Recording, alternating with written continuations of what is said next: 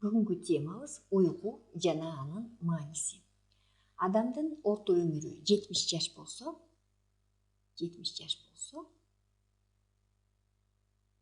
ошонун 1/3 бөлүгүн уктоодо өткөрөт экен.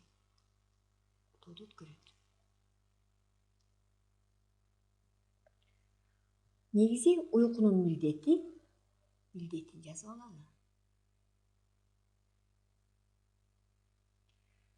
Күнү бою чарчаган системалардын ишин калыбына келтирүү.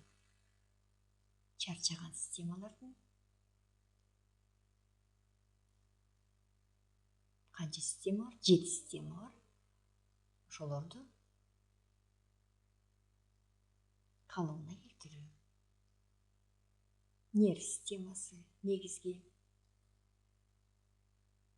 тамак сиңирүү система жана башка системаларды. Демек, чарчаган системаларды калыбына келтирүү. Уктоодо эмне процесстер калыбына келет экен? Ушуну жазалы. Уктоодо.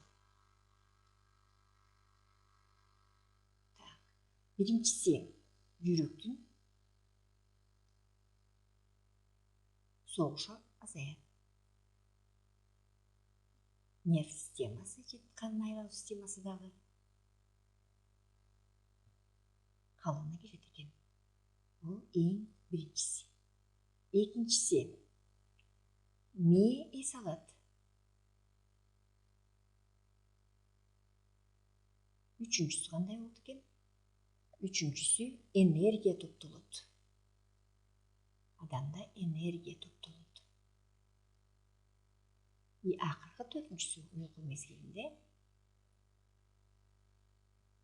дем алуу кыймылдары азаят.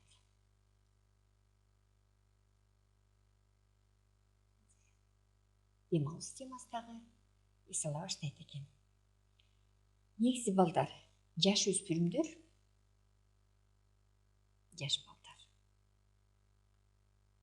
суткасына 9-10 саат укташ керек. Чоң адамдар 7-8 саат. Чоң адамдарга 7-8 саат жетиштүү. Чоңдор дейли. Демек, жаш балдар 2-3 саат көбүрөөк укташ керек экен. Уйкунун көзөмөлгө жүргүзгөнгө атайын окумуштуулар электроэнцефалограмманы колдонушат. Бул прибордун атын жазалы. Электроэнцефалограмма татаал сөз. Ошол прибор аркылуу окумуштуулар изилдеп чыккан уйкунун физиологиясын. Алар мындай жыйынтыкка келген.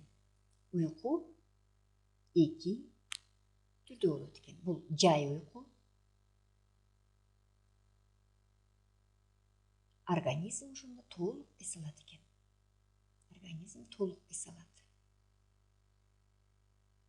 Бул жай уйку. Тез уйку. Мындай процесстер байкалат. Кан басымы көтөрүлөт. Зат алмашуу тез жүрөт. Колу буту кыймылдайт. Көз чанагынын кыймылы дагы тездейт. Бул тез уйку деп коет. Кыймылдоо процесстери деп койгон. Буту кыймылдайт экен, колу, көз чанагы жана башкалары. Бул тез уйку. Эми ар бирин карап чыгалы. Жай уйку 1-1,5 саатка чейин узактык экен. Тез уйку 10-15 мүнөт. Анан экөө улам алмашып турат экен уйку мезгилинде. Демек, организмде уйку, мисалы 8 саат чоң киши уктаса, ошонун 75-80% жай уйку түзөт экен. 20-25 тез уйку.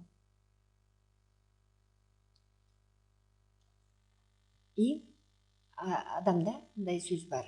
Таңкы уйку эң таттуу деп. Себеби 25-30 минут таң атканда турардың астында жай уйку болот экен ошондо. Жай уйку. Ошо эң таттуу уйку болуп эсептелет. Эми түш көрүү. Уйку мезгилинде адам түш көрөт. Жай уйкуда, жай уйкуну жазып кеткенбиз. Жай уйкуда эмне болот экен? Түш анчейин эмоциялык эмес. Чындыкка жакыныраак болот. Бул жай уйкуда. Тез уйкуда сөйттү көрүп тургандай. Тез уйкуда түш кызыктуу болот. Эмоциялуу, түстүү. Алар эсте көбүрөөк калат. Жай уйкудагы адам бат эле унутуп калат. Могу түштө мисалы. Тез уйкуда көрүп аткан түш. Эми бул окумуштууга кайрылалы. Бул Сеченов.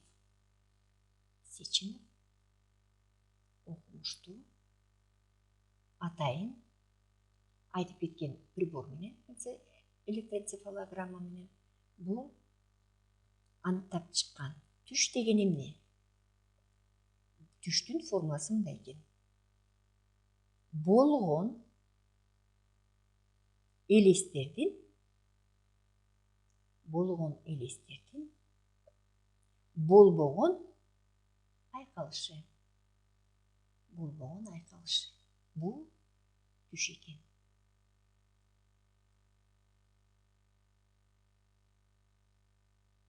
Түшкө ушундай аныктама берген. Кээ бир мезгилдерде адамдар түш көрүп өзүнчө айтышат, бул боло турган же боло турган нерселер деп. Ооба, Дмитрий Иванович Менделеев, таблицанын автору, ошо түшүндө көрүп, кандай кылып элементтерди жайгашуусун, бул түшүндө көрүп туруп, тура калып, анан бат-бат ушу таблицаны жасай калган. Бул албетте жай уйкуда болгон нерсе, ойлонуу процесси менен жүргөн. Демек, түш чын эле болгон элестердин болбогон айкалышы экен. Эми түш мезгилинде эмне болот экен? Мээнин татаал психикалык аракети, организмдердин физиологиялык процесстерине, баштан өткөн оор кайгыга, сырткы дүйнөнүн көрүнүштөрүнө жана башка кубулуштарга бул байланыштуу. Анан дагы белгилеп кеткен нерсе уйкусуздук деген эмне? Көп адамдар уктай албай ушундай ооруга чалдыгат экен, уйкусуздук. Буга эмне кылыш керек экен? Буга эмне себепкер? Нерв системасынын чарчашы. Аябай чарчагандан кийин кээ бир адамдар так уктай албайт. Анан терең ойго батуу. Бул дагы уйкусуздуктун булагы. Анан кыймыл аракети аз болсо дагы адам ал уктай албайт.